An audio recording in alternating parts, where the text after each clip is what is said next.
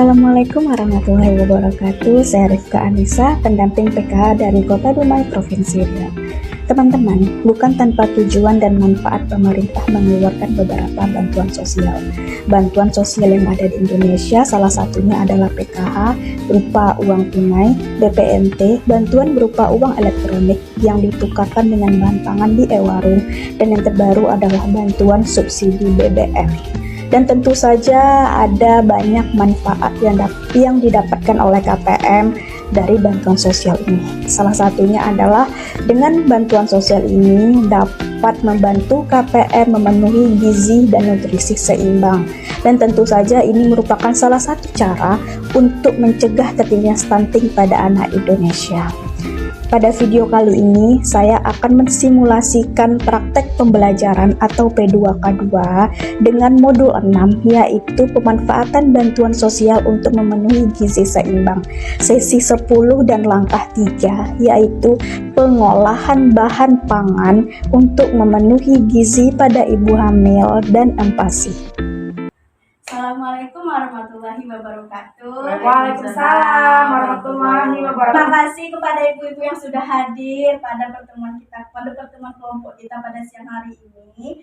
Tujuannya yaitu untuk pembelajaran. Betul, mau belajar di sini, Bu? Nah, terus pada pembelajaran sebelumnya, ibu udah belajar kan sesi sebelumnya, yaitu tentang pemanfaatan bantuan sosial. Nah, jenis bantuan sosial apa aja yang Ibu dapat? Bu Sari dapat apa aja?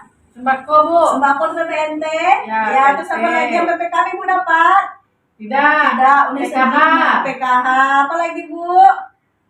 Ibu, kalau Ibu Rica dapat apa aja? Bu, PK saya, Bu. Kenapa Sembako nggak masuk. Oh, sembako nggak masuk, tapi Iya. PKH-nya lancar ya, Bu ya. Iya. Nggak apa-apa, tetap disyukuri dan dinikmati ya, Bu ya.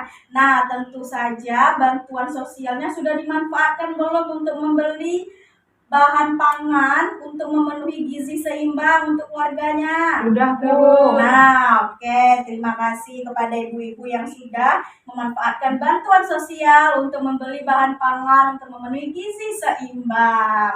Nah, di sini Bu, pada pembelajaran kali ini, karena ibu-ibu sudah tahu jenis bantuan sosial, terus sudah memanfaatkan bantuan sosial untuk bahan pangan yang untuk gizi seimbang.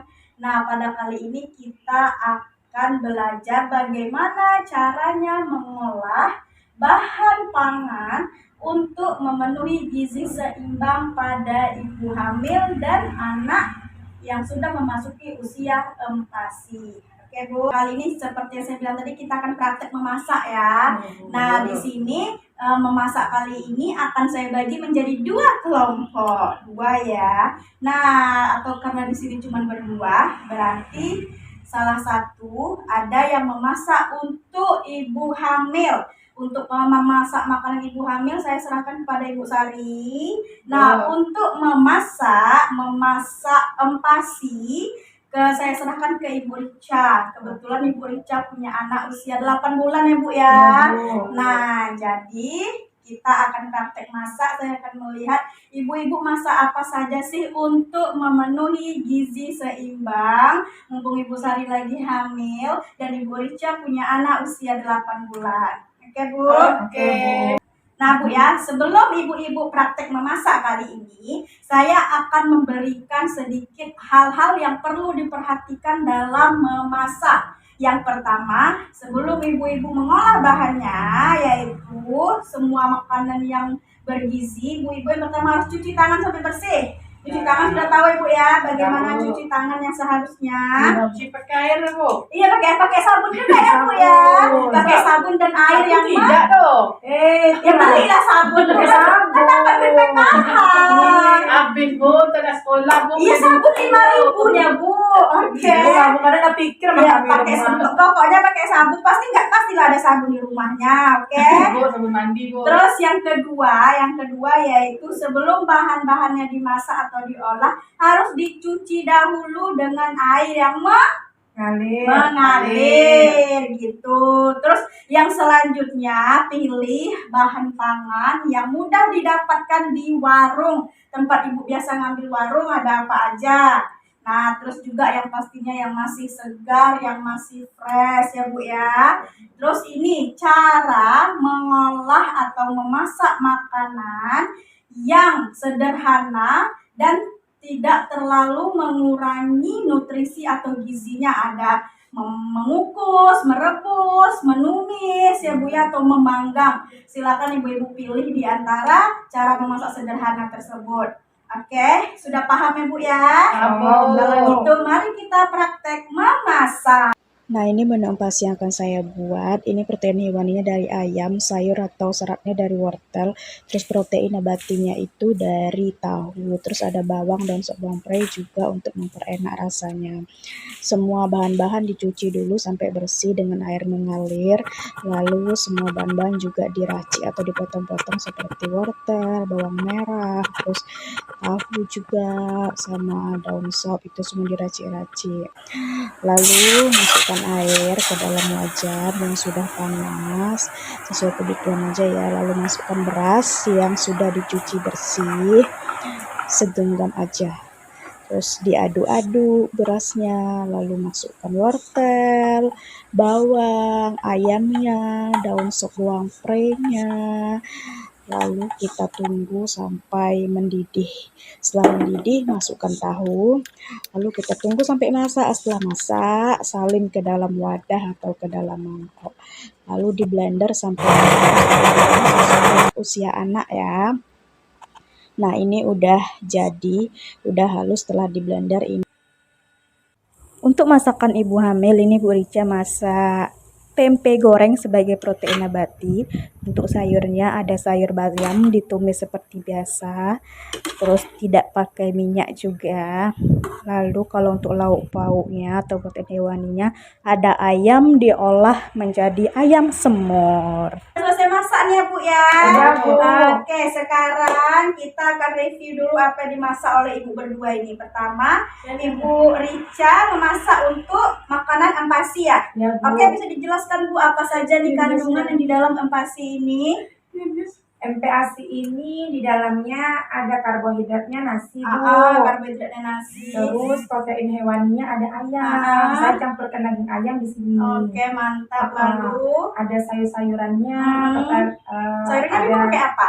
Wortel, Bu. Wortel, Ada terus tahu. tahu, sup protein nabatinya ya. Iya, Bu. Terus Saya campurkan sedikit bawang sini tapi, Bu. bawang merah ya, Iya. nggak banyak ya. Nggak, dikit Oke, aja. dikit aja. Terus itu aja. Oke, nggak pakai micin kan Bu? Enggak, Bu. Enggak lah, Bu. Kami nggak ada pakai micin di rumah, Oke, Bu. garam nggak pakai kan? Garam nggak ada, Bu. Oke, sekarang yang telah dimasak oleh Ibu Sari. Ibu Sari masak untuk makanan Ibu hamil ya Bu ya? Bu. Oke, boleh dijelaskan apa saja yang Ibu masak? Ada nasi, Bu. Nasi. Apa tuh itu kandung di nasi itu, Bu? Apa namanya? Karbohidrat. Sumber karbohidratnya. Terus Ada tempe, tempe, ayam, semur ayam. semur ayam. Sayurnya bayam, Bu. Oke, sayur bayam. Berarti ayamnya disemur ya. Ya. Bayamnya ditumis biasa aja, Bu. Ya, Oke. adalah pakai bawang, Bu. Oke, penyedapnya ya. Terus ini Buahnya, Bu. buahnya ada Ada jeruk.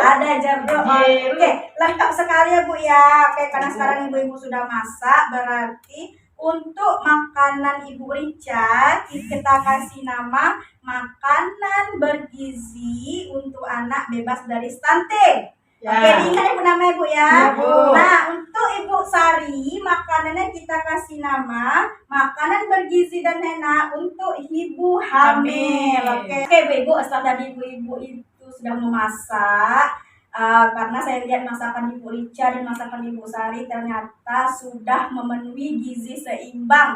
Kita kasih tepuk tangan dulu untuk Ibu Oke. Rica dan Ibu Sari.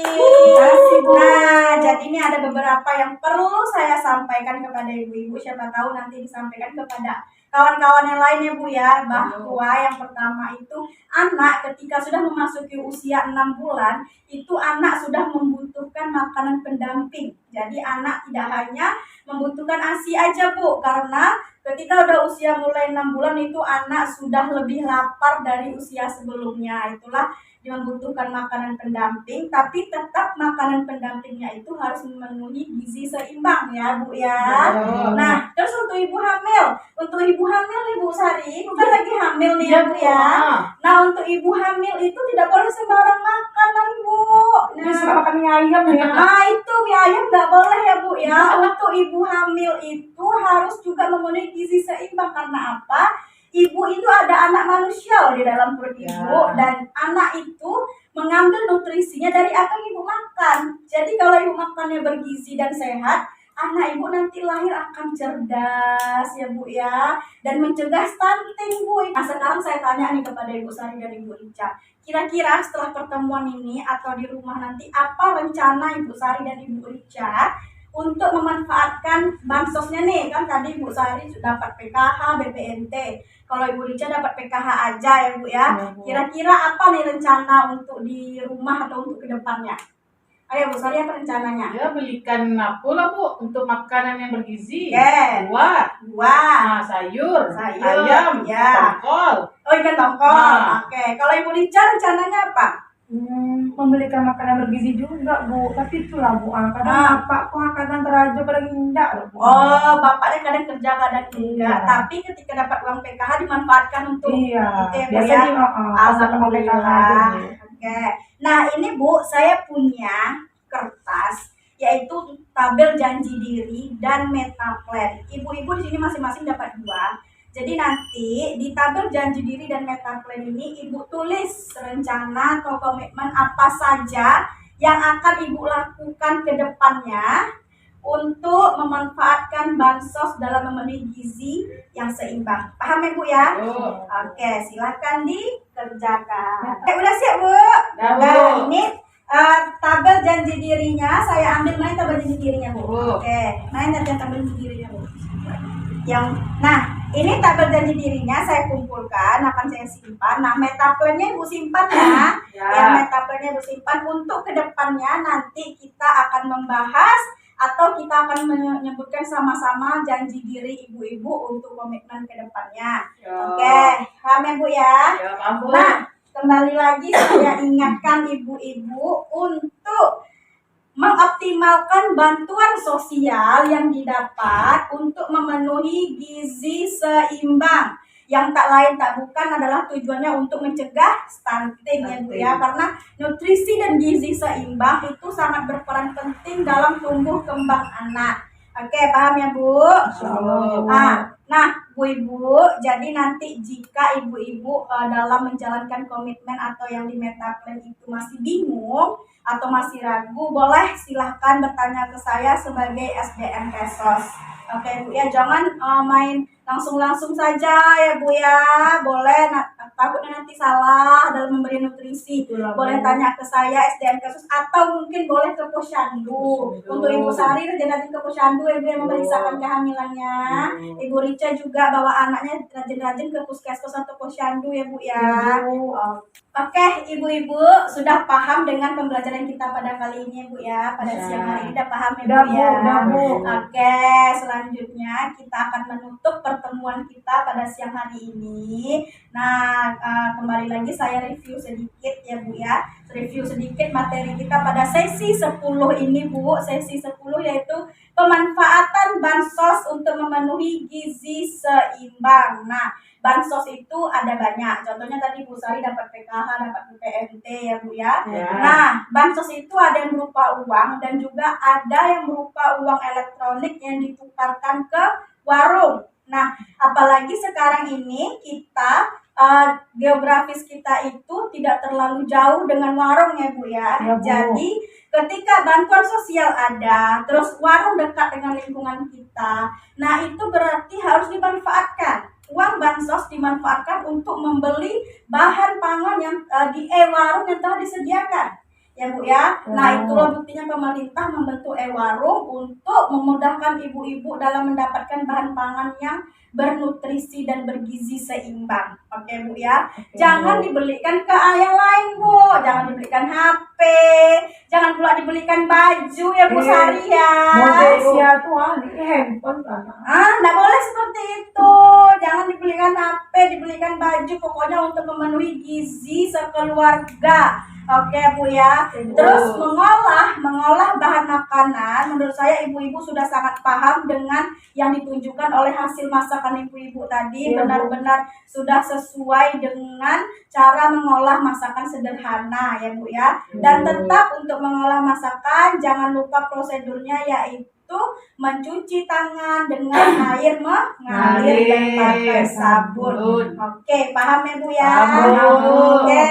Terima kasih banyak kepada ibu-ibu yang sudah menyempatkan waktu untuk hadir pada pelajaran kita siang hari ini. Semoga pertemuan ini bermanfaat ya Bu ya. Dan kita tutup dengan alhamdulillah. Assalamualaikum warahmatullahi wabarakatuh. Waalaikumsalam. Nah, itu tadi video simulasi pembelajaran modul 6, pemanfaatan bantuan sosial dalam memenuhi gizi seimbang. Sesi 10, langkah 3, pengolahan bahan pangan untuk memenuhi gizi seimbang pada ibu hamil dan empasi. SDM Kesos, khususnya pendamping PKH, sangat berperan penting dalam mengingatkan dan memberikan informasi kepada KPM untuk selalu menggunakan dan manfaatkan bantuan sosial untuk memenuhi gizi seimbang untuk keluarga. Dan ini menjadi salah satu cara untuk mencegah terjadinya stunting di Indonesia. Mari kita dukung program pemerintah untuk mencegah terjadinya stunting pada anak Indonesia. Kementerian Sosial Tanoto, Stunting No. Wassalamualaikum warahmatullahi wabarakatuh.